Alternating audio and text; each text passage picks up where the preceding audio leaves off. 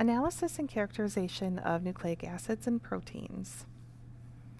Restriction enzymes. Restriction enzymes are special enzymes that are designed to cut DNA. So they're going to recognize a specific sequence and cut, or they're going to cut at a certain point. And it's a predictable point that we know this restriction enzyme cuts here and this restriction enzyme cuts here. Now, I may have talked about restriction enzymes previously in this class, but the evolutionary purpose of them is to chop incoming bacteriophage DNA. So if you remember what a bacteriophage is a virus that infects bacterial cells. Now, bacteriophages don't really impact us directly because they are infecting bacteria. So it's what makes bacteria sick. Now, bacteria can get this virus inside of it and they turn into virus or bacteriophage producing organisms. Those viruses that they're producing, those bacteriophages, are not going to infect us. They infect only bacteria. So to try to prevent that bacteriophage DNA from coming in and basically taking over control of the bacterial cell, bacteria have evolved to develop these enzymes that are capable of cutting apart bacteriophage DNA. So we discovered these and we're like, hey, these are pretty cool. And now we can forcibly use them in research and to do diagnostic testing. So restriction enzymes, they're going to cut DNA. There's type 1, 2, and 3 restriction enzymes. Type 1 cause methylation and cleavage, 3 subunits, greater than 1,000 base pairs from the binding site. For example, ECOA1 will cause cleavage about 1,000 base pairs from the binding site. Type 2, cleavage at specific recognition sites. So it's going to recognize the sequence A to T, G, C, cut. And anytime in that entire genetic material that it sees A to T, G, C, it's going to cut at that spot. So those are specific recognition sites. Type 3, you would have methylation or cleavage in 2 subunits, 24 to 26 base pairs from the binding site. And when restriction enzymes cut, they can cut in 3 different ways. So we can have a 5' overhang, where when they cut, the 5' part is what's overhanging, and it will cut here and separate the strands that way. This creates sticky ends. Now, sticky ends are called sticky ends because it's very easy to glue in an incoming piece of DNA that is complementary here, and then you can glue pieces of DNA together. There's also a 3' overhang, again creating those sticky ends. And they're sticky because when these two separate away from each other, this one kind of goes that way, this one goes that way. We can then specifically design a sticky insert and we can have it attach here and glue in place very easily. And then it can also cut as a blunt end. A blunt end is just going to recognize a sequence and cut down the middle of it. And it's going to cut clean across both strands. When it creates this blunt end like this, it's kind of tough to glue it back together. Sometimes DNA doesn't know to stick in that way. So it takes some special manipulation to get those to glue back together. Sticky ends must match or be complementary for optimal religation. So why are we cutting apart DNA in the first place? A lot of time, there's various reasons. One of them, we could just be looking for specific sequences and seeing if we cut up DNA in a certain way, what types of bands are produced. And then if person A has this banding pattern and person B has this banding pattern, and we have an unknown specimen that we're trying to see which is it person A or person B that did the crime, and we cut up the unknown DNA with particular restriction enzymes, we run it on a gel and we see that the banding pattern is an exact match to person A, then we can pretty much undoubtedly say that person A was the one that did the crime, or that's DNA was at the crime scene. So we can use restriction enzymes for that reason. But we can also use restriction enzymes to cut apart DNA to genetically modify organisms. So if we take a piece of their DNA, we can cut it open, glue a new piece of DNA in there, put it back inside the cells, and now we've just genetically modified that organism. So the transfer of those types of genes, we can transform bacteria to express human proteins, and all sorts of crazy applications can happen after that. So lots of different reasons why we would use restriction enzymes for diagnostics, forensics, and research. But sticky ends must match or be complementary for optimal religation. Religation is referring to when we cut open DNA, we want to stick it back together. And in order to stick a piece of DNA in something, or to glue a piece of DNA in, it would have to be an exact match. If we look here, if we cut this in this position here, we would have to have, and like let's say this piece went away, that's gone now, the incoming DNA would have to be AATTC in order to stick onto this sticky end. It's very specific. Blunt ends can be religated with less efficiency than sticky ends. Sticky ends can be converted to blunt ends with nuclease or polymerase, and those are just enzymes that are going to take apart or remove certain bases. Blunt ends can be converted to sticky ends by ligating to synthetic adapters, and adapters are specially made to stick onto a portion of the DNA, and then they can cut it so that it will then be a sticky end. Restriction enzyme mapping. So if you want to do restriction enzyme mapping, you would digest the DNA with a restriction enzyme, and then you would run them out on gel electrophoresis. The number of bands indicates the number of restriction sites. The size of the bands indicates the distance between the restriction sites. So if we have this circular piece of DNA, and we call this a plasmid. Now different restriction enzymes are going to cut at different positions. And you can see 1.1 kilobase pairs, 1.2, and 1.7. Now if we only cut this piece of DNA with BAM-H1, what that means is that we are cutting it open. So instead of a circle, it's now a line, but it's still going to be all of these added together. So it's this segment plus this segment plus this segment, because we are just cutting it open into a line. We're ignoring these for right now because we're not cutting with that. So if we cut it with just this one, that means that we're just opening up this 4 kb fragment. Now let's say we just cut it with X hole.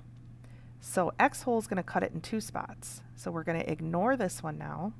We're going to cut it here and cut it here. So what does that mean? That means that we're going to have a 1.2 kilobase pair site or band, and then we're going to have the remainder 2.8. If we cut it with all 3 of these, we will end up with 3 bands, the 1.1, the 1.2, and the 1.7. Remember, smaller pieces of DNA migrate through the gel faster, so the one at the bottom is going to be the smallest band. Clustered regularly interspaced short palindromic repeats, or CRISPR, restriction enzymes from gram-positive bacteria. And this shows the invading DNA, the target sequence, the bacterial DNA, Cas9, the Cas genes, CrRNA, the target, CrRNA target, CrRNA target. So we would make a primary transcript from that, and then we would have the cRNA, and we can cut the invading DNA.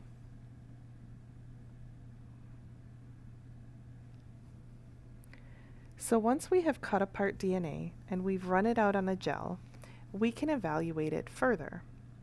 The Southern blot allows us to look for specific sequences within a big pile of DNA. This is developed by Edwin Southern. Southern blot procedure allows analysis of any specific gene or region without having to clone it from a complex background. This is a picture of what a Southern blot would look like. So what we do is we run it out on a gel, and then we're going to transfer the genetic material over to some type of DNA binding media, a membrane of some sort. There's electrostatic and hydrophobic membranes, such as nitrocellulose, nylon, or reinforced nitrocellulose. And then there's just the electrostatic type of membranes, nylon, nitran, or positively charged nylon. You transfer the cut DNA from the gel to a membrane, and that can be performed in 3 ways: capillary transfer, electrophoretic transfer, and vacuum transfer. This shows a picture of the gel, which has the nucleic acids in it, then the membrane that you're going to transport it to, or transfer it to, and then dry paper on top. So this would be like the capillary transfer. It's going to transfer through by capillary action and stick to the membrane. Once the DNA is transferred to the membrane, a probe determines what region is seen. A probe is a piece of DNA, RNA, or protein that have covalently attached signal molecules. They are going to recognize and bind to a specific region of DNA. So if they see a particular sequence, they're going to bind to it. And because they're labeled, they have this signal molecule, we can then visualize them. So if we develop a probe for a gene that we would only find in a certain type of cancer, and we cut up a person's DNA, we run it out on a gel, we transfer it to a membrane, and we want to know, does that person have the gene for that particular cancer? Well, if we develop the probe, we can use the probe and wash that membrane with that probe. The probe will specifically stick to that particular sequence, and then we can identify it as a positive result. There's radioactive and non-radioactive probes available. Probes are specific or complementary to the target gene. We also have to consider hybridization conditions. Now, for the most part, we're talking about double-stranded DNA. In order for a probe to be able to bind, because it's complementary, in order for it to be able to bind, we have to actually separate the strands of the DNA. Hybridization, through that process, it separates the strands of the DNA. We have to consider melting temperature, the temperature at which 50% of the nucleic acid is hybridized to its complementary strand. So hybridization conditions to consider: the length of DNA. Longer DNA is going to need a higher temperature. The GC content. So there's 4 bases in DNA: A, T, G, and C. A binds to T with 2 hydrogen bonds. G binds to C with 3 hydrogen bonds. So because there's more hydrogen bonds between the G and C, those are the bases that are more difficult to separate. So if there is a strand of DNA that has a bunch of GCs in it, compared to one that has mostly A's and T's, the GCs one would, the percent GC would increase the temperature required to separate out those strands. Salt concentration and formamide concentration also come into play. TM for short 14 to 20 base pairs oligomers. TM can be calculated in this way. For this course, you don't need to calculate these numbers. You just need to know what they mean. Stringency. Stringency describes the conditions under which hybridization takes place. Formamide concentration increases stringency. Low salt increases stringency, and heat increases stringency. So formamide, low salt, and heat increases the ability for hybridization to happen. And then this just shows once we have transferred the gel, the nucleic acids from the gel over to a membrane, we can use different types of probes, and those probes will then bind. This one happens to show a radioactive probe. So the radioactive probe would be very specific for the sequence of DNA. We would do this under controlled conditions, and then we can see or detect those probes using like an X-ray film. Non-radioactive detection. Antidigoxin or streptavidin conjugated to alkaline phosphatase. And then you have the probe, and then the probes would bind, and then you can also detect that using X-ray film. There's radioactive or chemiluminescent detection, which requires the exposure of the blot to an autoradiography film. Chromogenic detection occurs directly on the blot. A northern blot is very similar to a southern blot, except northern blot we're focusing on RNA. There's no restriction digest that's required. RNA is blotted to the membranes, and then probes are labeled antisense RNA or DNA. Internal and loading controls are required. Western blot, kind of similar, except instead of running the nucleic acids on a gel, you run proteins on a gel. So you're going to do protein electrophoresis on an SDS page gel. So serum, cell lysate, or protein extract is separated on SDS polyacrylamide gels or isoelectric focusing gels. In clinical chemistry, you may have learned a little bit about serum protein electrophoresis. That's kind of what this is referring to. Samples are treated with denaturant, such as mixing 1:1 with 0.04 molar tris HCl, pH of 6.8 or 0.1% SDS, 5 to 20% polyacrylamide gels. Once you run them out on a gel, then the proteins may be renatured before blotting to optimize antibody or probe epitope binding. Proteins are blotted to the membranes by capillary or electrophoretic transfer, and probes are specific binding proteins, polyclonal antibodies or monoclonal antibodies. So in Western blots, the probes are not looking for genetic material, so it's not going to be like a sequence of DNA or RNA. It's actually going to be an antibody that we use. The antibody is specific for that particular type of protein, and the antibodies are labeled so that we can see them or detect them somehow. Filter-based hybridization technologies are all listed here in the table, so southern blot, northern blot, western blot. You should know the differences and similarities between these techniques. I will be posting additional supplemental videos that kind of walk you through how to perform these processes as well. Blotting formats, so dot blots, amplification analysis, expression analysis, RNA, mutation analysis, then there's reverse dot blots and slot blots, amplification analysis and expression analysis. So in dot blots, comparative genomic hybridization, so CGH arrays are reverse dot blots. Test and reference DNA are labeled by incorporation of nucleotides covalently attached to fluorescent dyes.